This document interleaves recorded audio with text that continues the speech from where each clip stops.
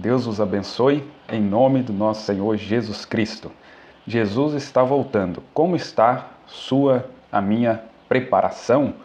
É uma pergunta interessante. Todos nós, ou todo mundo religioso, espera a vinda de Jesus. Claro que a maioria, apenas aquela vinda pública de Apocalipse 1:7, que todo olho verá, mas falando do contexto mensagem, grupo da mensagem, tem aí, claro, algumas divergências.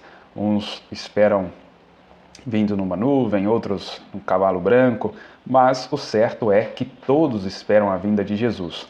Para alguns, ele já tem se manifestado através desse ministério da vinda, desse ministério do Filho do Homem, que ele vem como um profeta, que ele desce, com o livrinho aberto, conforme diz Apocalipse 10:1. Outros já não crêem nisso, mas a verdade é que todos em comum acordo sabem que ele vem. Essa vinda tem as suas etapas, como o apóstolo Paulo nos mostra lá em 1 Tessalonicenses capítulo 4, que o mesmo Senhor descerá com alarido, voz de arcanjo, trombeta de Deus. Então é inegavelmente que ele desce, seja você tomando as palavras gregas, aramaico, hebraico, seja qual for a tradução que tomar, no fim das contas, aparição, vinda, manifestação, parúzia, o que você usar, as Escrituras dizem que ele vem. E, meus queridos irmãos, saber que ele vem todo mundo sabe, mas o detalhe é a preparação. Como nós falamos no vídeo anterior, da noiva saindo de dentro da igreja, citando ali aqueles exemplos bíblicos de Ruth, Rebeca, as virgens prudentes, todas elas tiveram um diferencial que foi a sua preparação, a revelação que elas conceberam, que as levaram a um comportamento, a uma atitude diferente, a uma decisão diferente das outras que também caminhavam junto até certo ponto. E meditando nas Escrituras, sabendo que a cada dia ou a cada momento, a cada minuto se aproxima, se Deus nos permitir, uma próxima meditação, também dentro desta linha, é que o arrebatamento, o rapto, ele tem um dia determinado, horário, apesar de nós sabermos que nós precisamos estar preparados, os eleitos precisam estar posicionados até que o último eleito tenha entrado, mas Deus sabe de todas as coisas. Como Jesus disse, que só o Pai sabia, e o Pai estava em Jesus, e esse Pai, o Espírito Santo, ele está selando esses eleitos através desse batismo do Espírito Santo, esta plenitude da palavra nesses eleitos, e vai chegar o momento, como o próprio Enoque, quando aproximou do momento dele ser arrebatado, ele despediu da sua família, despediu daqueles seus antequeridos, porque ele sabia que o momento aproximava. E assim também vai acontecer com esses que serão arrebatados. Mas, falando um pouco antes disso, a preparação. Tudo que nós vamos fazer na nossa vida, principalmente as coisas importantes, requer uma preparação. A leitura aqui, Apocalipse 22, verso 17, ali na conclusão, no fechamento do livro da Bíblia, veja o que diz aqui no verso 17. E o Espírito e a esposa dizem, vem. E quem ouve, diga, vem. E quem tem sede, venha. E quem quiser, tome de graça da água da vida. Veja que chega um momento que o Espírito e a esposa, a noiva se torna a palavra, ela e o noivo nessa unidade, se torna um com ele. Então o clamor é esse, vem. E a Escritura está sempre direcionada a um grupo específico. Olha, e quem ouve, diga, vem. E quem tem sede, venha. E quem quiser, tome de graça da água da vida. É sempre um indivíduo, é sempre um grupo específico, uma pessoa específica, não um coletivo, como nós lemos aqui nessa Escritura. Vamos então aqui para uma breve oração. Precioso Deus, eterno Pai, nos aproximamos de Ti, das Escrituras Sagradas. Pedimos que o Senhor possa ungir, ó Deus, os lábios, também os ouvidos, que os corações estejam abertos para receber, não minhas palavras, mas as Tuas palavras, que são palavras de vida eterna, que sim nos prepara, Pai, através do Teu profeta, desta mensagem, este alarido, que nos prepara então para este encontro, este grande momento de encontrar com o Senhor Jesus Cristo nos ares, para esta ceia das bodas, encontrar com os nossos irmãos que já partiram, com o profeta e com todos os outros, Pai. Ajuda-nos em nome de Jesus Cristo. Amém. Bem, meus irmãos e irmãs, a escritura aqui, principal, que eu estava meditando acerca disso, é Lucas capítulo 8. Eu extraí muita coisa aqui deste capítulo, mas chamando a atenção aqui para esse regresso de Jesus, essa vinda de Jesus, tem muita coisa aqui nesse texto, mas nesta palestra aqui, nessa lição, eu quero chamar a atenção aqui para o verso 40. E aconteceu que, ao retornar Jesus, a multidão o recebeu com alegria, porque todos o estavam esperando. Então, por que a multidão o recebeu? Porque eles o esperavam. Eles tinham expectativa acerca do retorno de Jesus. E é interessante, claro, quando nós falamos ali retorno, que ele já tinha estado naquele lugar.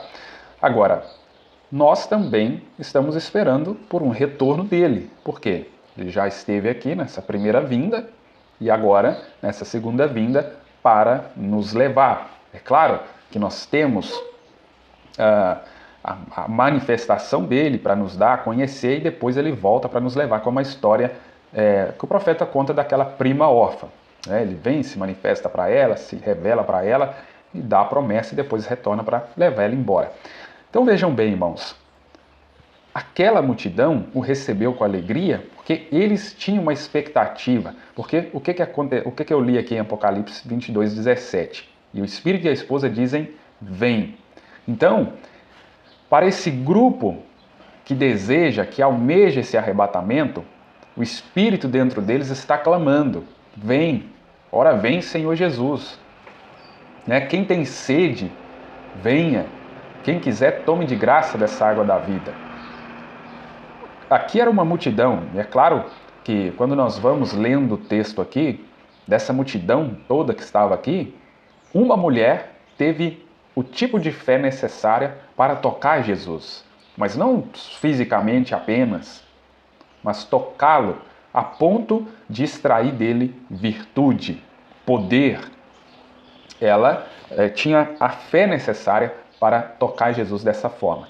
Então, mesmo a multidão sabendo que Jesus vinha, mesmo a multidão o recebendo com alegria, uma mulher, aquela mulher ali do fluxo de sangue, que está aqui nesse texto também, logo no verso 43, essa mulher, ela teve a revelação para tocar Jesus de uma forma que essa multidão, mesmo esperando ele, não tocou.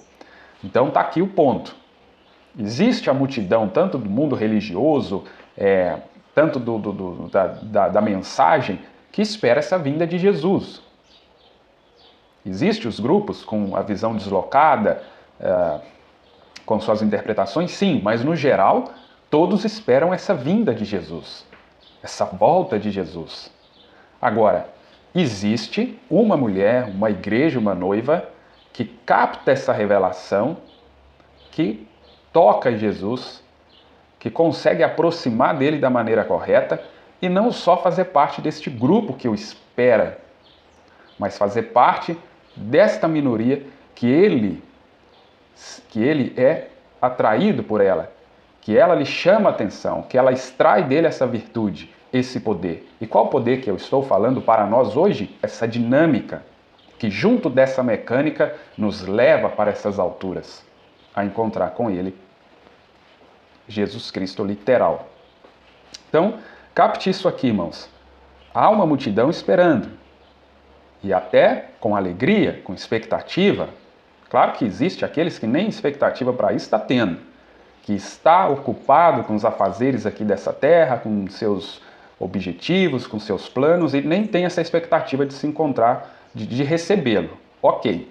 Mas, no geral, existe essa expectativa, essa esperança da volta de Jesus. Porém, existe quem ouve, existe quem tem sede, existe um grupo, uma minoria, indivíduos, que o Espírito está dentro deles clamando: ora vem, Senhor Jesus. Vamos avançando aqui. Primeira citação, daqui a pouco nós chegamos aqui em qual mensagem que é. Mas é a mensagem, o sinal. A partir do parágrafo 187. A mensagem da hora é um sinal para as igrejas. O profeta vai nos colocar aqui agora os tópicos, a sequência de como é que Deus nos prepara, de que Deus faz, como ele fez lá no primeiro Êxodo, qual que é a preparação, como isso acontece, como Deus nos dá essa preparação. Então a mensagem da hora é um sinal para as igrejas, é um sinal para as pessoas. Vocês estão compreendendo isso? Eu espero que os que ouvem a fita, que estejam de mesma forma, vejam, em outras partes do mundo, vejam, a hora do sinal está aqui. Há um sinal que tem de ser aplicado e em nenhum outro tempo podia ele ter vindo.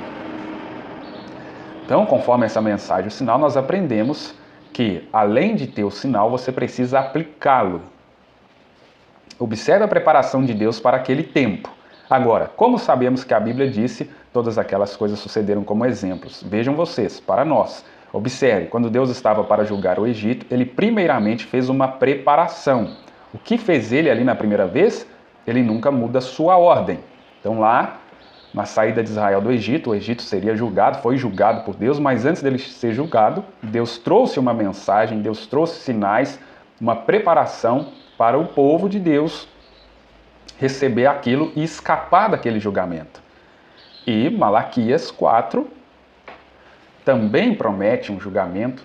Deus está vindo para julgar esta terra, este mundo, mas ele traz uma preparação, ele traz uma mensagem antes para que os eleitos, os filhos de Deus, possam receber isso, identificar isso e escapar desse julgamento.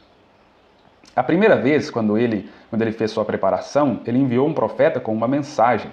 A primeira coisa que ele fez para seu povo foi enviar um profeta com uma mensagem. Então, ele envia o profeta com a mensagem, o alarido. Por isso que Paulo fala lá em 1 Tessalonicenses, né? Mesmo o Senhor descerá com alarido. A primeira coisa que ele faz. Isso, a preparação para o rapto, irmãos, está nessa mensagem. Não tem outra coisa que nos prepara para o rapto. Então, se tratando de arrebatamento, quem rejeitou essa mensagem, ou quem não creu, ou por algum motivo, não vai ser preparado para o rapto. Pode alcançar uma salvação comum, alguma coisa desse tipo, mas arrebatamento só existe preparação através desse alarido, desta mensagem. A próxima coisa que ele fez para identificar este profeta, ele enviou uma coluna de fogo para a identificação, para identificá-lo. Então a segunda coisa é a identificação, ele manda um sinal, né? A coluna de fogo, demonstrando o Deus mesmo se manifestando, provando, né, que essa mensagem é vindicada por ele, né, como ele fez com Moisés. Então ele não envia só a letra, a palavra, né, a pregação, ele mesmo desce e vindica aquilo, né? Que coisa sobrenatural. E um detalhe aqui, irmãos, a pessoa que rejeita 1%, 10%, 30%, 40%, 50% da mensagem, automaticamente ou consequentemente a sua preparação para o rapto está em jogo. Então, isso aqui é uma advertência, um alerta. Se você está rejeitando parte da palavra, saiba que a sua preparação para o arrebatamento está comprometida. Agora, se você não é desse grupo que está aqui, olha, clamando, vem, ora vem, Senhor Jesus, então para você não faz diferença, está comprometido com 30%, 40%, 1% da palavra. Para você, isso não importa. Agora, para o grupo, para as pessoas que o Espírito está clamando dentro dele, vem, então ele deseja a totalidade da palavra, porque ele sabe que a sua preparação está ligada a essa mensagem, está conectada a ele receber essa mensagem. A próxima coisa, então, identificar. Deus vindica. A terceira coisa que ele mandou foi o sinal. Exatamente isso mesmo, sinal. Qual era o significado do sinal? Segurança. Então Deus envia um sinal para a pessoa, para o indivíduo, que ele está ok. né, que ele recebeu, que ele está identificado nessa mensagem, que ele está seguro, que ele está livre agora desse julgamento. Primeiro, seu profeta com a mensagem, ele identificou a si mesmo como uma coluna de fogo com o seu profeta. Então ele enviou um sinal para entrar sob este sangue de que ele tinha aceitado esta morte substituta em seu lugar. Então, o sangue era um sinal que ele olhou, de que você tinha ouvido a mensagem, crido na coluna de fogo e tinha aceitado o substituto que ele havia provido para você. E você estava sob o sangue da própria química da vida que foi entregue por você. Que coisa, que perfeito, que coisa perfeita é essa. Veja, você está sob o sangue. Então, o tempo todo está relacionado ao sangue, ao sacrifício. Tanto que, volta lá em Gênesis, Abel, por revelação, ele ficou sob esse sacrifício de sangue. Agora, você está sob o Espírito Santo. Então, hoje não é a química do sangue para nós, né? Mas o Espírito Santo. Está vendo? Você crê na mensagem do dia, veja. Você crê no poder, na coluna de fogo, você crê nisso, veja. Agora, veja, simplesmente crer nisso não é suficiente. Agora, veja no parágrafo 194 o que o profeta está dizendo. Simplesmente crer nisso não é suficiente. Caminhar ao redor de onde ele está não é suficiente. Agora lembra lá de Lucas capítulo 8. Aquela multidão esperava Jesus com alegria, aquela multidão estava ali ao lado de Jesus. Mas quem tocou Jesus com aquela fé de Jesus Cristo? Só aquela mulher do fluxo de sangue. Então é o que o profeta está dizendo aqui, eles criam nele, eles criam em Jesus. Mas só crer não é suficiente. Veja a que ponto que está chegando a coisa, como que está funilando. Eu creio nessa mensagem, eu congrego numa igreja que prega a mensagem, prega a verdade, mas você está só participando disso? Você está só ao redor disso? Que é o que o profeta está dizendo. Mas aquela mulher, ela tocou nele através dessa fé e dele saiu virtude, ou seja, aquela vida que estava nele, aquela química que estava nele, aquele espírito que estava nele, pôde ser extraído por ela. Então ela pôde receber cura, vida.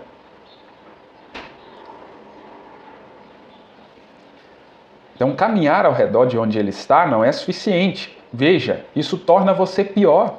Aquele que sabe fazer o bem e não faz, comete pecado. Isso aqui o profeta citando a Escritura. Veja, esses crentes que só chegam até a fronteira, Jesus falou da mesma coisa. Aí olha o que o profeta cita, Hebreus capítulo 6.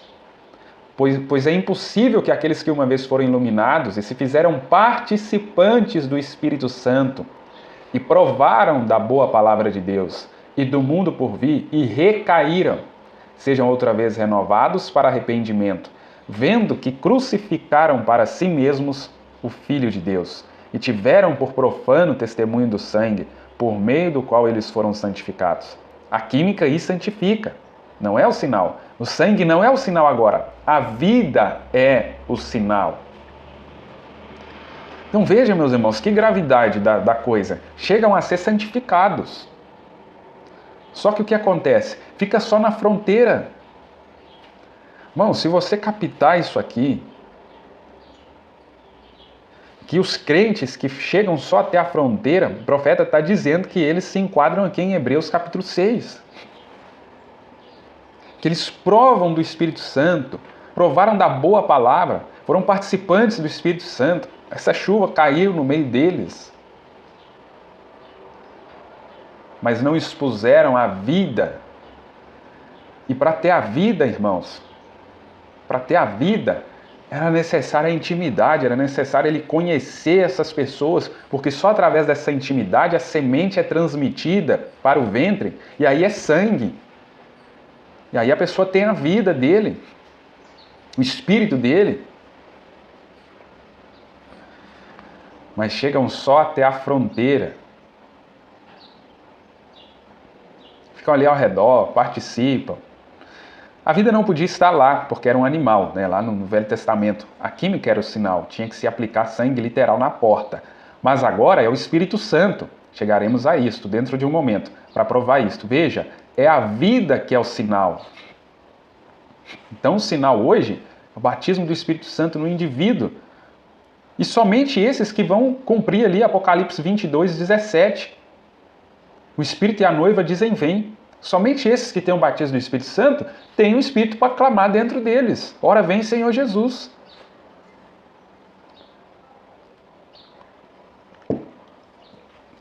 Olha o que aconteceu com esses indivíduos.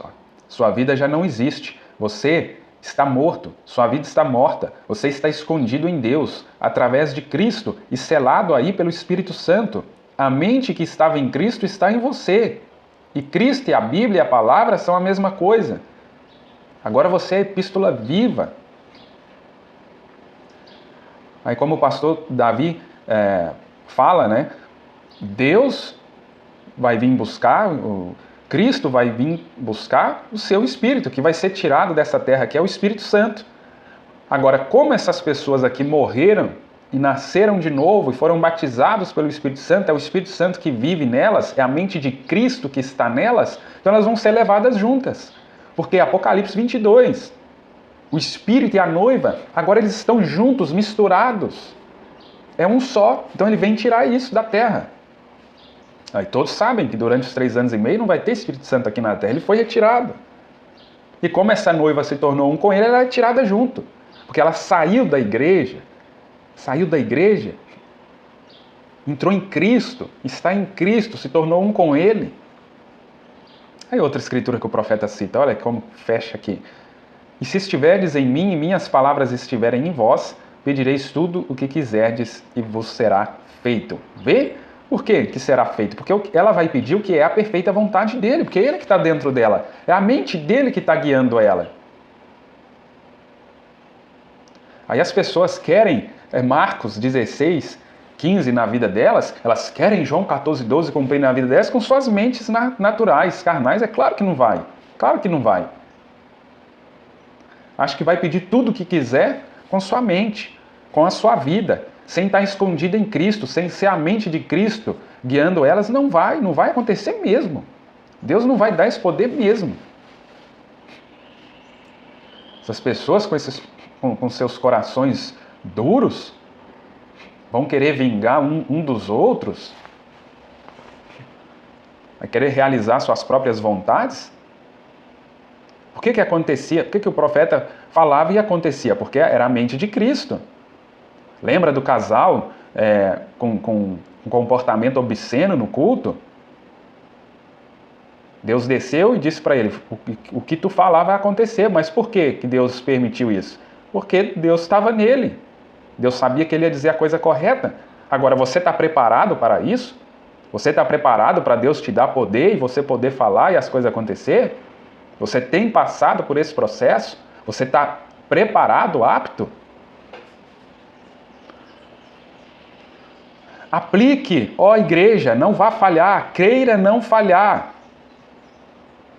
O profeta de Deus nos advertindo, nos falando, não deixe que se ponha o sol, não vá repousar, nem de dia nem de noite, não se arrisque, não dará certo. Filhos, não dará certo, vocês têm de ter o sinal. Irmãos, isso é mais importante do que tudo na nossa vida. Aqui a intenção é trazer a você uma reflexão, um despertamento. Todo mundo sabe dessa vinda, mas quem está se preparando?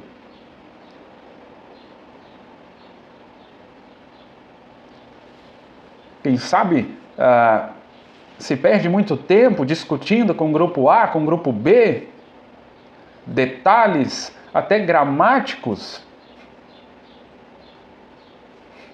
do grego para o português ou do inglês para o português a respeito da mensagem, mas e a preparação em aplicar esse sinal, ter esse sinal?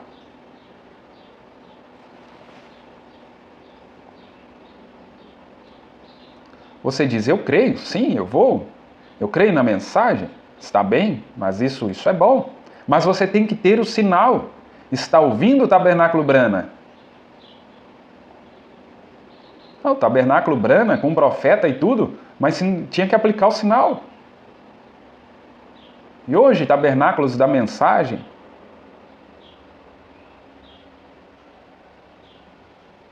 não é a sua beleza, não é o quanto você crê na mensagem, o quanto você conhece da mensagem, mas é o quanto você está aplicando o sinal, tem que ter.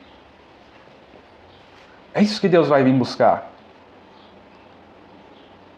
Não é o grande ministério que eu ou você pertence, a boa igreja, tudo isso é bom.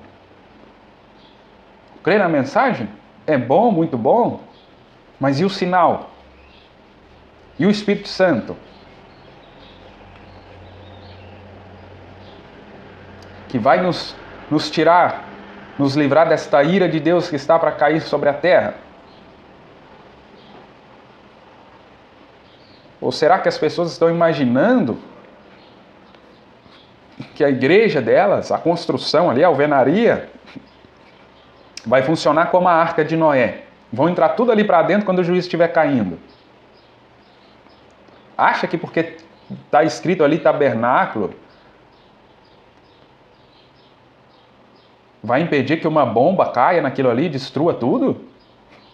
Irmãos, volta lá no primeiro Êxodo.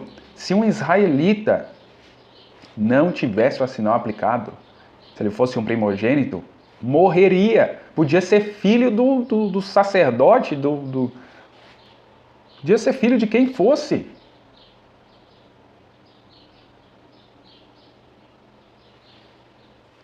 Pode ser o pastor fulano de tal. Pode ser a igreja fulana de tal. Se não tem um sinal,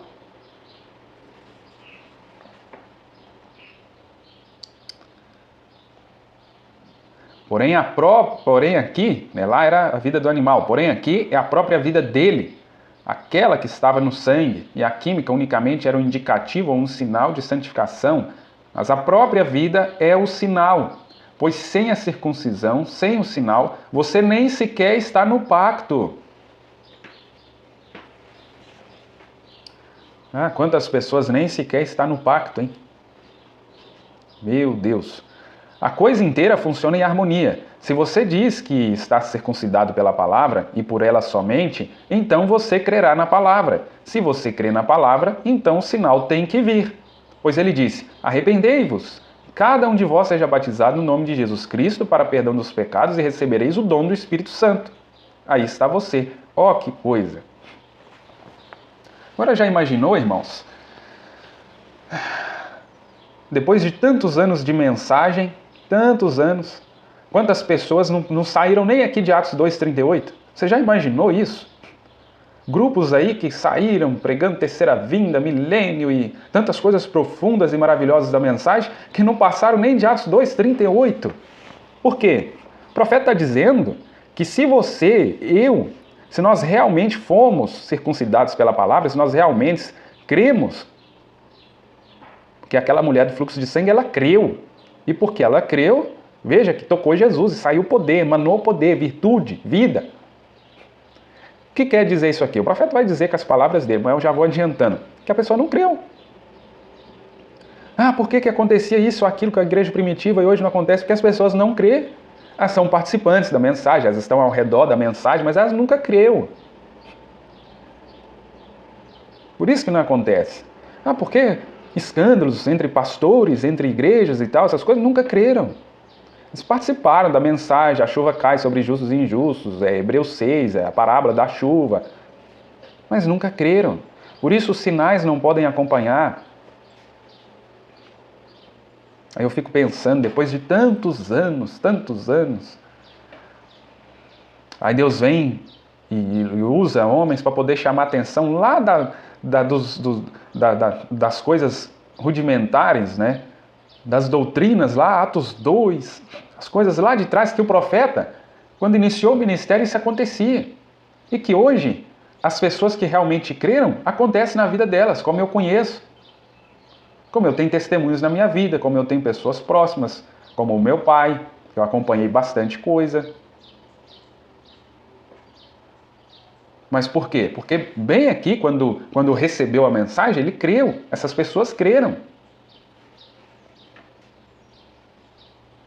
Mas quantas pessoas veio para essa mensagem, saíram da quadrangular, da assembleia, da batista, seja de qual que for, que só trocaram de lugar. Mas eles nunca receberam a revelação da mensagem e até hoje estão sem receber. Eles estão rodeando, estão igual aquela multidão, com aquela alegria que recebeu Jesus, eu creio na mensagem. Mas nunca creram de fato. Aquela coisa só intelectual, emocional. Talvez conseguiu até tirar a maquiagem das suas mulheres, tirar a calça esporte, conseguiu tirar a bermuda desses homens, fazer vestir calça, não ficar sem camisa mais, deixou de ir nos jogos de futebol, quem sabe, no bar, beber, essas coisas. Mas isso muitas boas denominações também faz. E a vida de Deus na pessoa, que não nega um jota e nem um tio da palavra. Porque aqui, recebereis o dom do Espírito Santo. A vida dele está em você, que creu. Que creu? Não somente creu, né? O profeta corrige isso aqui nos parágrafos anteriores, né? Simplesmente crer não é suficiente. Caminhar ao redor de onde ele está não é suficiente. Agora, o Espírito Santo precisa estar na pessoa. A vida, isso foi o sinal. Você creu? Raabe também creu, mas ela não ficou só na crença. Ela expôs o sinal, lembra? Ela podia morrer crendo. Não bastava só crer. Está entendendo o que o profeta está dizendo? Que só crer não é suficiente? Muita gente crê. Só que se de fato crer, você vai expor, vai haver uma mudança de comportamento, vai haver uma mudança de vida. Vai expor esse sinal.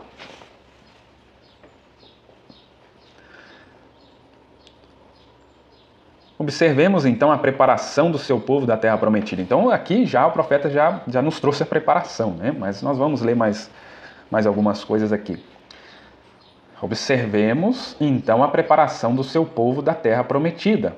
Observe o que ele fez. Então, irmãos, a preocupação de cada um de nós hoje a respeito da questão de congregar com pastor A, pastor B ou C, é se esse pastor está debaixo dessa unção de Josué, que te introduz nesse Espírito Santo, nessa terra prometida para nós, que te posiciona nisso aqui, que é a preparação. Observe o que ele fez.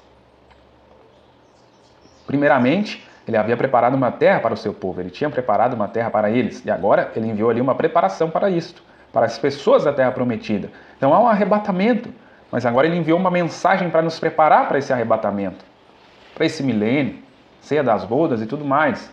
Ele enviou ali uma preparação para isto, para as pessoas da terra prometida. Era somente para aqueles que estavam predestinados para a terra.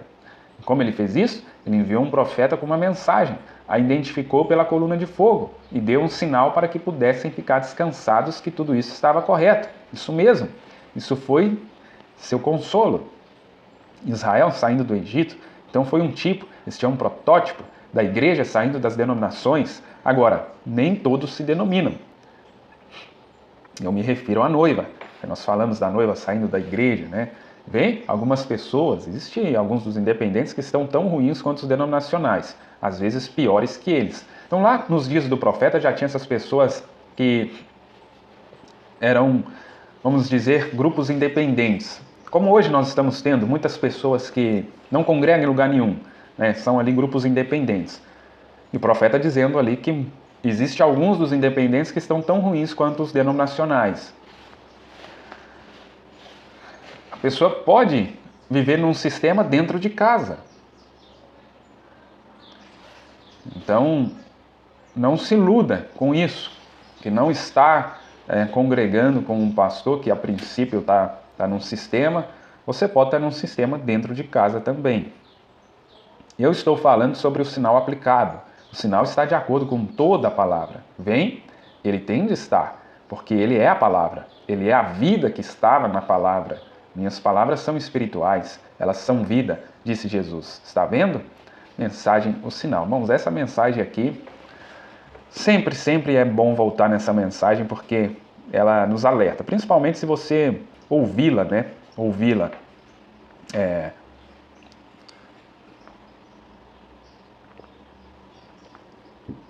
Me lembro do irmão Gildo, que ouve bastante, né, as mensagens e sempre está encaminhando ali no grupo, né? E isso é muito bom. seja lendo, seja ouvindo, se alimente, né? Se alimente desta que é a mensagem, que, como eu disse, é a preparação. Veja, essa mensagem também, eu extraio muita coisa dessa mensagem. Que fostes ver, a partir do parágrafo 20. O que acontece então, amigo? Acho que não compreendemos bem o que é tudo isso. Às vezes me pergunto, mesmo quando vimos a uma reunião para adorar, se não temos o tipo de impressão errada, ao acharmos que vimos meramente para nos reunir. Isso é bom, tem seu propósito. Para nos regozijar e usufruir, isso tem seu propósito. Mas estamos em preparação, estamos nos preparando para algo. A maioria das pessoas estão lidando com o congregar, com ir à igreja, com estar nessa mensagem como meramente nos reunir, estar em companheirismo. Isso é bom, mas irmãos, é uma preparação. Seria como um atleta que vai correr uma maratona e ele levar os treinamentos ali como algo, não levar aquilo a sério. Quando chegar o dia da corrida, evidentemente que ele não vai estar preparado para ir até o final. Que a conclusão dessa caminhada, chegar até o fim,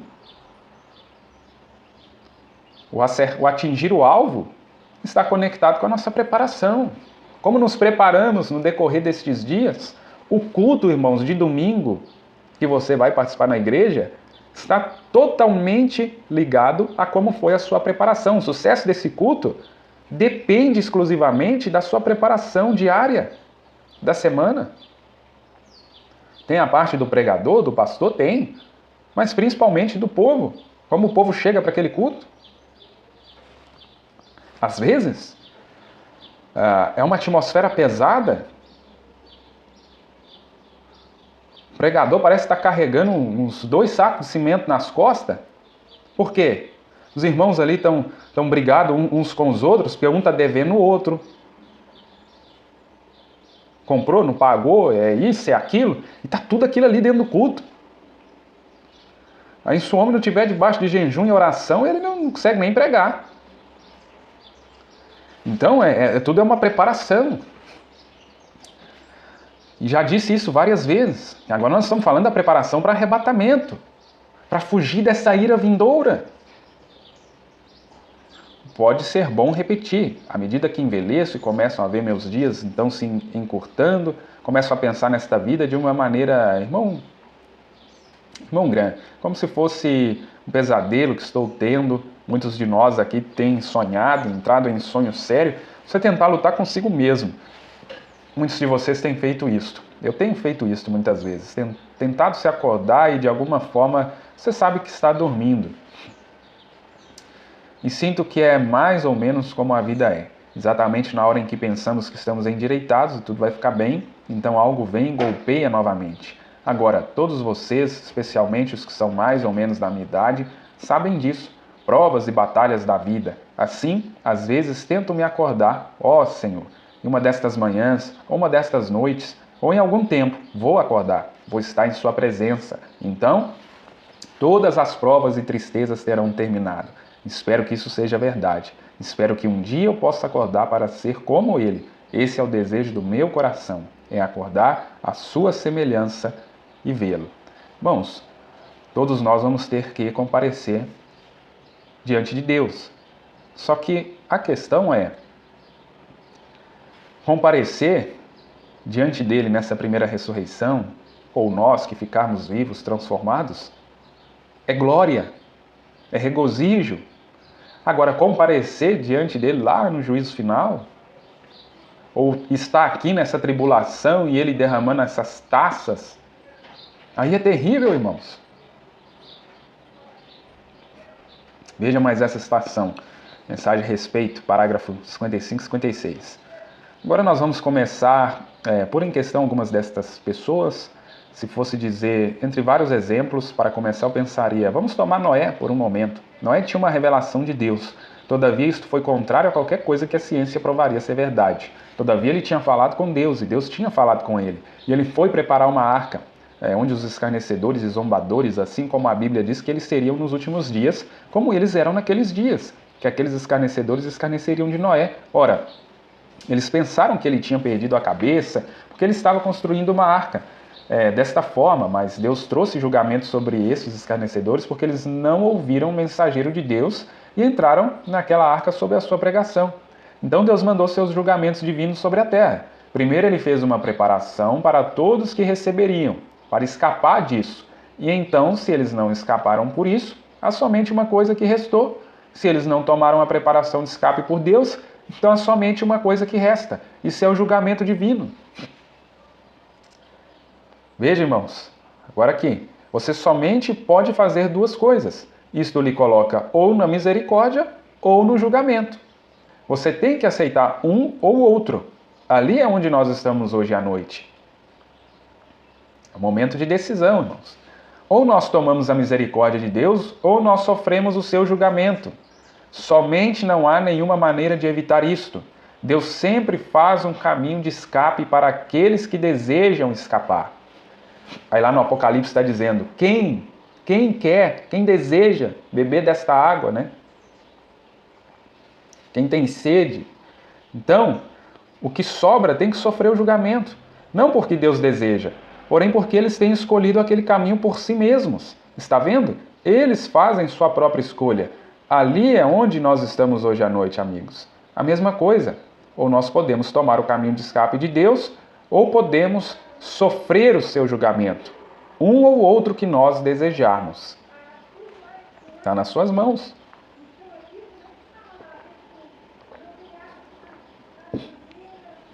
O caminho de escape foi feito por Deus. Não está você feliz hoje à noite que você tem tomado o caminho de escape? Todos aqueles que recusaram o caminho de escape terão que vir sob o julgamento. E na mensagem o sinal, o profeta nos traz ali qual é a preparação, qual é o escape.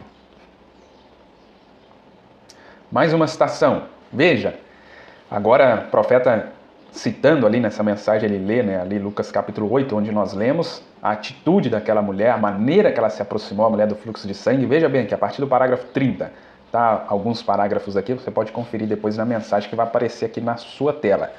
É a sua aproximação. A atitude é o que se requer. Então não é só estar nessa mensagem. Então vai no culto, no domingo, ou seja qual for o dia, mas não é só ir. Mas é a sua aproximação. Que tipo de atitude você está tendo em relação à presença de Deus ali? Vai determinar o sucesso, o resultado do que você vai receber ou não de Deus e principalmente a sua preparação para esse arrebatamento. E é isso que é esta noite, estimado amigo. Requer-se a atitude. Nós estamos e cremos que estamos na presença de Jesus Cristo, mas é sua atitude que traz os resultados. Tá vendo?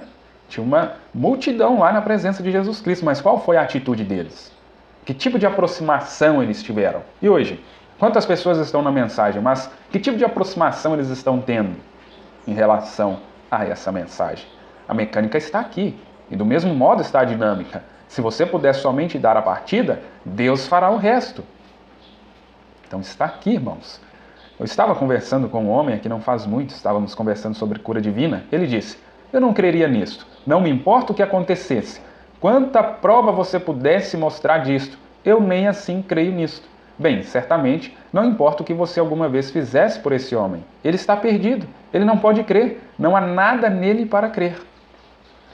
Coisa terrível, né, irmãos? Quantas pessoas eu já me deparei que você pode mostrar por A mais B nas escrituras e na mensagem que eles não crêem. Aí o profeta está explicando. Não há nada nele para crer. Que situação, hein? Vocês já ouviram as pessoas dizerem, ver é crer. Isso não é inteiramente verdade. Muitas pessoas veem e ainda assim não crê. Nos dias em que Jesus esteve na terra, porque eles não o reconheceram, que ele era essa palavra de Deus manifestada? Porque as pessoas não entenderam que Moisés disse, o Senhor teu Deus te despertará um profeta como eu? E ele cumpriu cada palavra que a Bíblia falou que ele faria, porém eles não creram nisto. Não é minha intenção dizer que você tem de se separar das pessoas, mas você tem de se separar de toda tagarelice de incredulidade, ficar longe disso. Aí o profeta cita aqui Abraão. Enquanto Abraão não separou de toda a incredulidade, de toda questão ali que pudesse ser contrária, ele não recebeu o filho. Ele não recebeu a visita de Deus em carne. Então veja o profeta dizendo isso. Quando as pessoas disserem, essas coisas não acontecem, esse é um bando de pessoas lunáticas, não há tal coisa como essa acontecendo, simplesmente tape seus ouvidos e se afaste. Não dê nenhuma atenção a isto.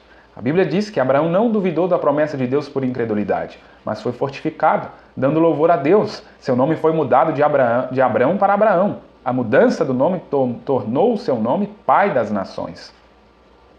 Poderia você imaginar um homem vivendo com sua esposa, com sua querida, com que ele já tinha vivido por todos estes anos, e agora com quase 80 anos e sua esposa com 70 anos, e ainda sem nenhum filho ou alguma esperança de filho, ainda assim declarou que ele era o Pai das Nações. Poderia você imaginar as críticas de seu companheiro de jornada, dizendo, Pai das Nações? Agora quantos filhos você tem no momento?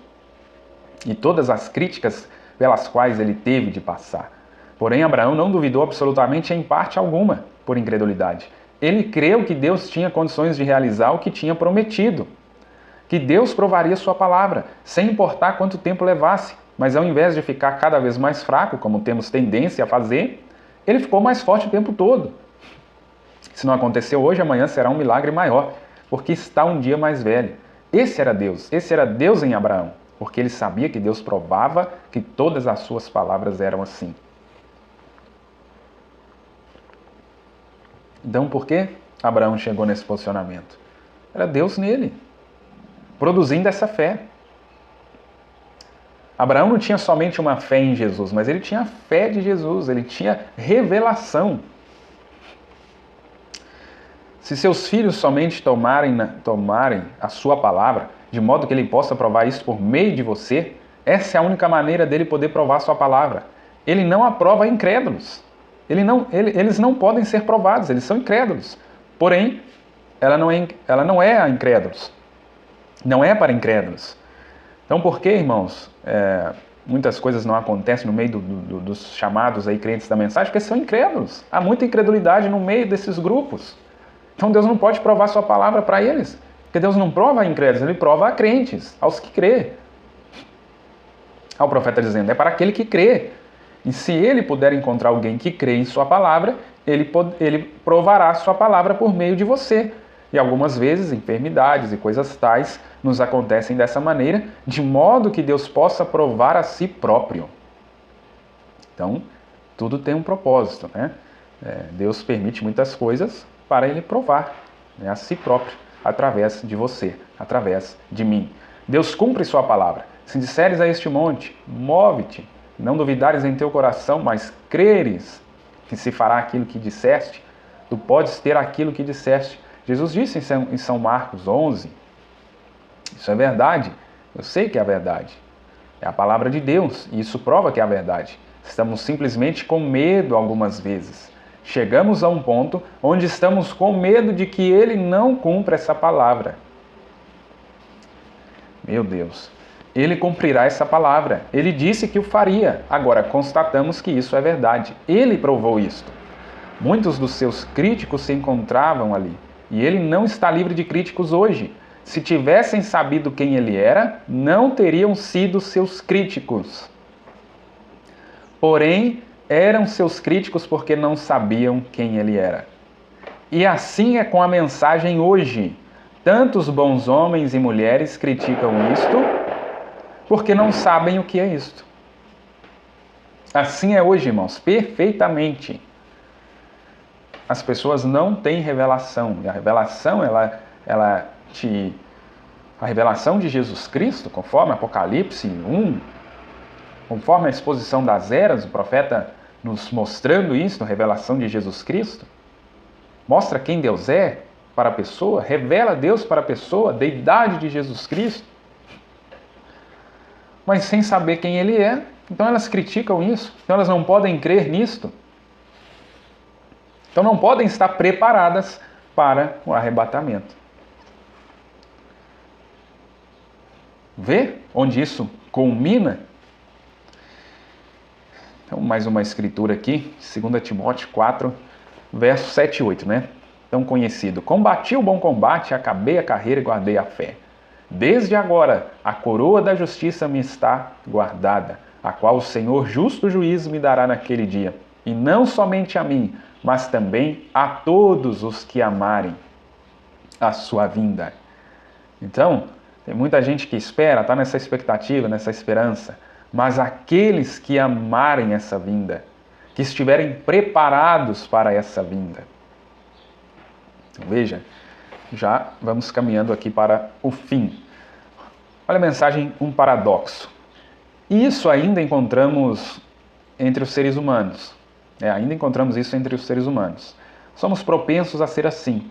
Algo que temos de fazer. Sentimos que também temos de fazer algo. Você tem mesmo de fazer algo, que é render sua própria vontade, suas próprias ideias, a vontade e ideia do Deus Todo-Poderoso. E está acabado. É só isso.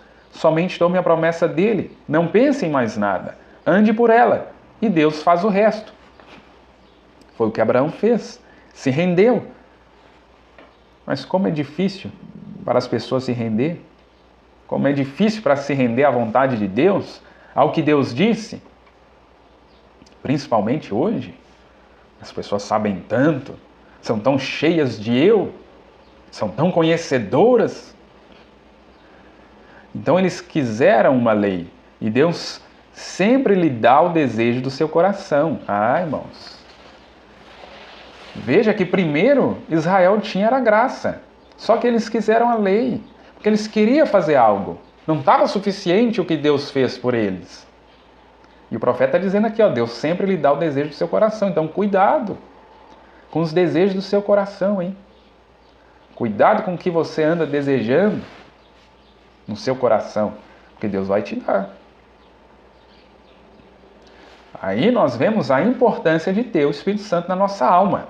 Porque aí não vai ser os nossos desejos, como o profeta nos mostrou ali. Vai ser a mente de Cristo. Ele prometeu dar, mas verificamos que quando eles se afastaram um passo daquilo que Deus no início lhes prometeu, então isso foi um espinho na carne até que a lei foi tirada. Até que Jesus Cristo veio e foi crucificado para tirar a lei. Foi um espinho na carne. Quanta gente morreu debaixo da lei, né? Qualquer coisa que você mesmo tente fazer, sempre contribuirá para a sua desonra. Contribuirá para a sua desvantagem. Apenas creia em Deus. E está encerrado. O que Deus prometeu? Eu sou o Senhor, teu Deus, que sara todas as tuas enfermidades. Está vendo? Se alguém entre vós doente, chame os presbíteros da igreja. Ele prometeu, as obras que ele fez seriam feitas em sua igreja. Mas, de novo, essa igreja precisa estar rendida completamente a ele, à sua vontade, o seu espírito, a sua vida. Aqui que o profeta disse lá na mensagem, o sinal. Nós precisamos ter morrido para serem escondidos em Cristo. Mensagem, o arrebatamento. A primeira coisa que vem quando ele começa a descer do céu é um alarido. Que é isto? É uma mensagem para reunir o povo. Uma mensagem sai primeiro. Agora, tempo de preparação de lâmpadas. Levantai-vos e preparai vossas lâmpadas. Que vigília foi aquela? A sétima, não a sexta, a sétima. Aí vem o esposo. Levantai-vos e preparai vossas lâmpadas. E elas prepararam. Algumas delas descobriram que nem mesmo tinham azeite em suas lâmpadas. Aqui Mateus 25, né? Descobriram que nem azeite tinha, que nem o Espírito Santo tinha. Que não estavam com o sinal aplicado. E agora? Irmãos, precisamos despertar agora. O que elas foram descobrir, já era tarde. Então não deixe para depois. A hora é agora. A hora é agora. O problema é que as pessoas acham que já tem tudo. As pessoas acham que já tem o Espírito Santo na alma, quando não tem. Porque aí eu sempre bato na tecla, porque Jesus falou em Mateus capítulo 7, pelos frutos conhecereis. E como nós estamos vivendo no tempo da colheita, neste Apocalipse, Joel 2, chuva seródia, temporã. Então é tempo de cada um manifestar. Como eu estou falando de um assunto, cada um produz conforme a sua espécie. Aí o que acontece? Estamos nessa 7ª vigília e o profeta está dizendo, é tempo de preparação de lâmpadas, é tempo de Malaquias 4, Lucas 17, todas essas profecias que isto pode perfeitamente pôr em ordem para este dia na Escritura, nós vemos isto vivendo bem ali. E o sistema denominacional está morto, está acabado, ele nunca se levantará novamente, será queimado. É isso que se faz com a palha no campo. Fuja disto, entre em Cristo. Não diga, eu pertenço, agora eu vou traduzir e trazer para os nossos dias. Eu pertenço ao tabernáculo A, eu pertenço ao tabernáculo B, eu pertenço ao ministério tal. Entre em Cristo.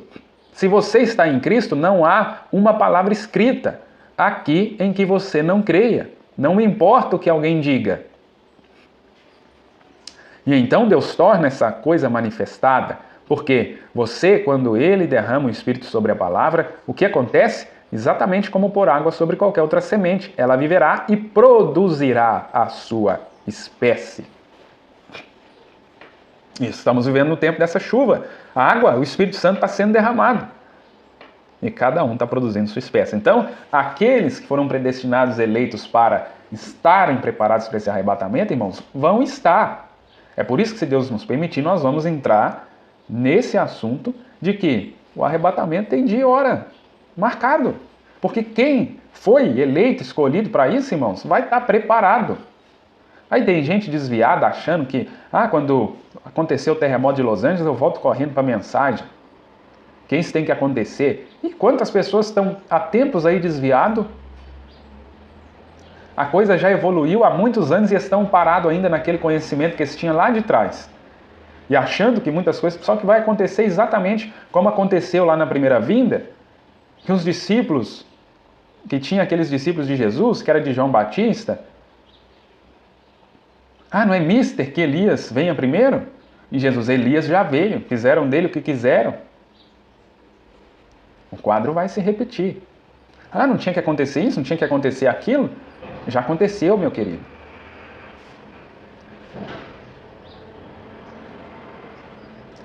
Então, é tempo de preparação. É tempo, meus irmãos, de nós expor o sinal, de nós expor a vida de Cristo na nossa vida. Muitas pessoas estão preocupadas com o grupo A, com o grupo B, mas indivíduos, mas esses, conforme Apocalipse 22, 17, a noiva, o Espírito e a noiva dizem, vem. Enquanto há preocupação com isso e com aquilo, o Espírito e a noiva dizem, vem. Ora vem, Senhor Jesus. Que Deus te abençoe, no nome de Jesus Cristo, que possa ser de bênção para você. Se isso te ajudou, se isso foi de benefício para a sua alma, que você possa então compartilhar também com outras pessoas que você acredite que seja de bênção também para elas.